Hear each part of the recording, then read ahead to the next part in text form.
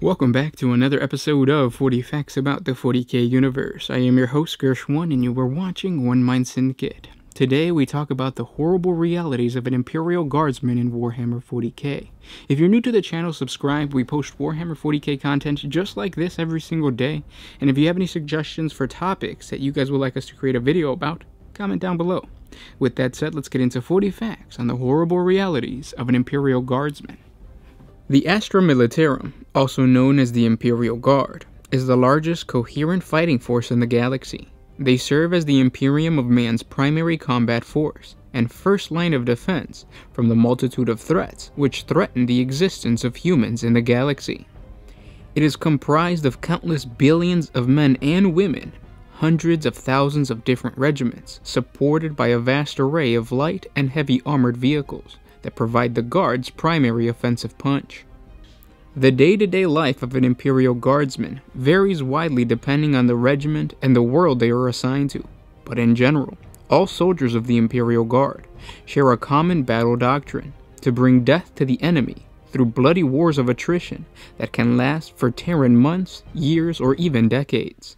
All Imperial Guardsmen were raised as soldiers since birth.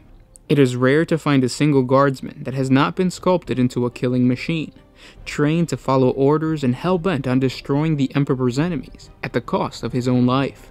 As a guardsman, you are surrounded by people who have come to terms with the idea of death. To them, a battle is just another opportunity to demonstrate their worth and be accepted into the Emperor's army of light.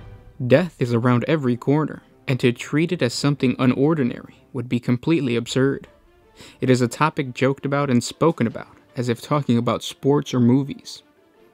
There isn't a guardsman alive that has not suffered the death of a comrade in battle, and once one campaign is over, it is on to the next. There are few guardsmen who have been left unscarred by the legacies of their tours in many war zones of the Imperium. Guardsmen are haunted by the atrocities seen on the battlefield, from putting tourniquets on people's mutated and bleeding stumps, to watching whole units get disintegrated by Xenos weaponry. Only those with complete trust in the Emperor can come out of a situation this gruesome and still have the will to live. If a guardsman lacks true faith in the Emperor, the field of battle quickly turns a skeptic into a true believer. His protection is not something preached about by the commissars. It becomes a necessity in the field of battle.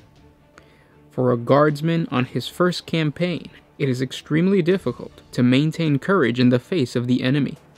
Even more so when the enemy is twice their size, green-skinned, and wants nothing but to see humans die.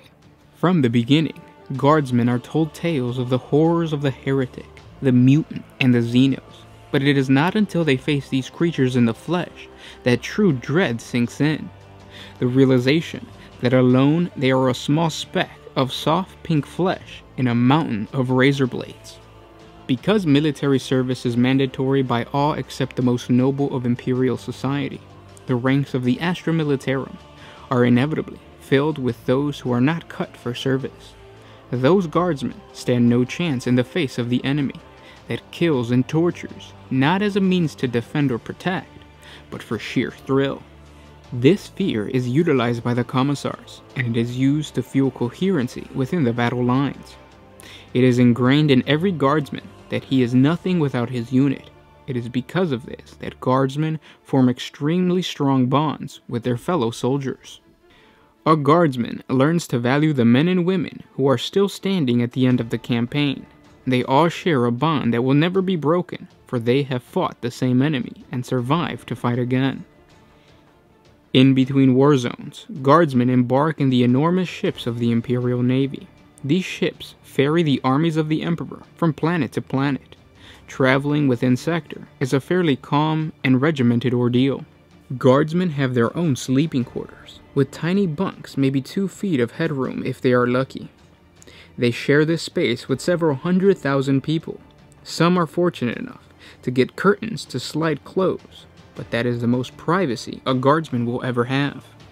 There are very few personal items a guardsman carries. Everything is issued by the Adeptus Ministorum, but some guardsmen may have enough room to fit small trophies of the battles of the past.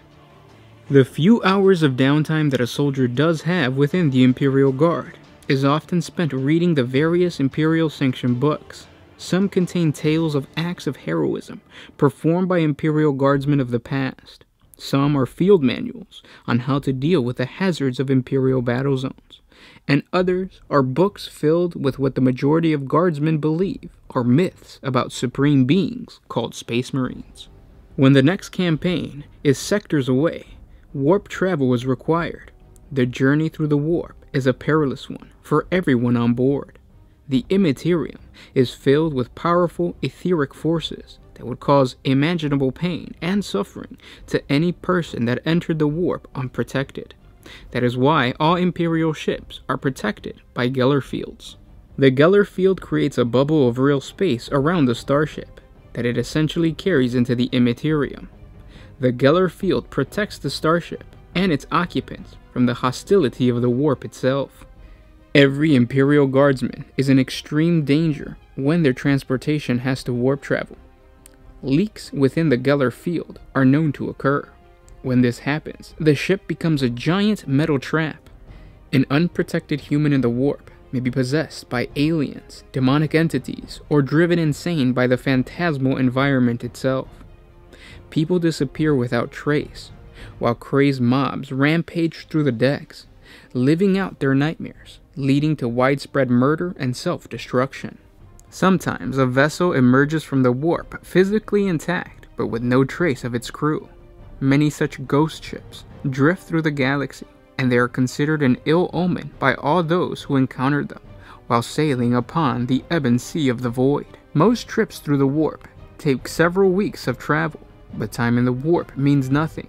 To the passengers, what felt like a week of traveling might actually be years or seconds in real space. The disoriented crew must oftentimes be ready to deal with whatever wild circumstance that might be waiting for them, whether that be entering battle in a moment's notice, or waiting weeks for the initial assault of the battleship to be over. When the battle commences on this new planet, the enemy could possibly be different. While on most front lines, the enemy is a human, and the battle is to bring the world back under Imperial control. On some planets, the enemy could be something never before seen by man. Xenos infestation of unregistered creatures, or mutated chaos hordes that no longer resemble the humans that once lived on the planet.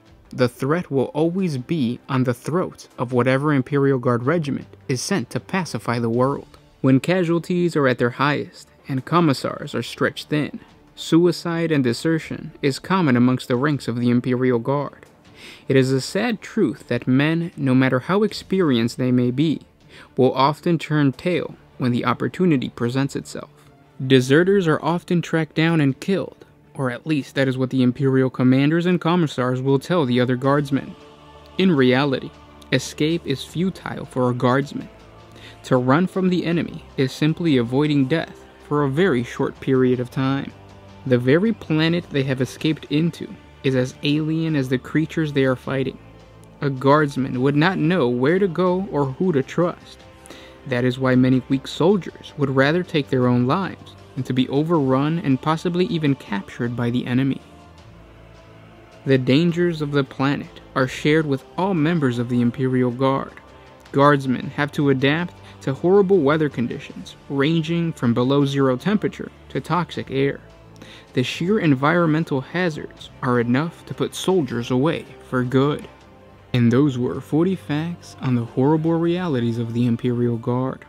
I hope you guys enjoyed this video, and if you did, share this with your friends on Facebook, Twitter, or whatever social media or forum your playgroup likes to use. If you guys have any ideas of other horrible realities that a Imperial Guardsman would face, please comment down below. There's going to be a part 2. What I want to do is I want to actually break it down. I want to talk about the individual units. So this is like an overall, just a guardsman. But I want to talk about the medic, like what a medic would see, stuff like that. If you guys can come up with any other ideas that would be fun to have a video about, comment down below. We read those every day, and we'll pick one of the popular ones and create a video like this. I really enjoy making these videos, and It takes a little longer than, you know, your regular just read the lore videos, but I enjoy making these videos because I enjoy exploring the world of Warhammer 40K, especially through the eyes of an Imperial Guardsman or an Imperial citizen, because we would be Imperial citizens or Imperial Guardsmen, so it's easy for me to write this because it would be like, you know, 40K through my eyes. Maybe I'll write about a Slaneshi cult soon. Or maybe the internet's not ready for that. I'm not sure. But again, guys, share this with your friends on Facebook and Twitter. It really helps out the channel. It's going to help us create more videos by you guys sharing. And if you want to support us a little bit more, jump on over to Patreon. A simple $1 a month helps us create more videos for you guys. If you can't support us there, liking, commenting, and sharing helps us out. With that said, don't forget that there's giveaways still going on. There's 3 giveaways going on. You can go back to those 3 videos, comment for, you know, to increase your chances of winning.